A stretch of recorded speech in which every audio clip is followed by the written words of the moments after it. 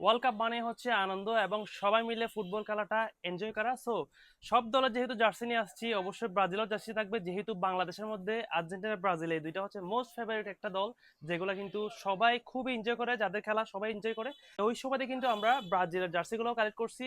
Home kit এবং away kit দুইটা কিন্তু আমরা অ্যাভেলেবল করছি, সবগুলো কিন্তু ইম্পোর্টেড ফেব্রিক্সের মধ্যে থাকবে। যারা যারা এই ভিডিওটা দেখতেছেন আপনারা অবশ্যই কালেক্ট করবেন। ব্রাজিলের অ্যাওয়ে কিটটা কিন্তু খুবই জোস হিসেবে আপনারা কিন্তু অবশ্যই কালেক্ট করতে পারবেন। আর প্রথমে আমি অ্যাওয়ে কিটটা দেখিয়ে দিচ্ছি, এখনই সবাই শেয়ার করে ফেলবেন বেশি বেশি এবং কালেক্ট করবেন।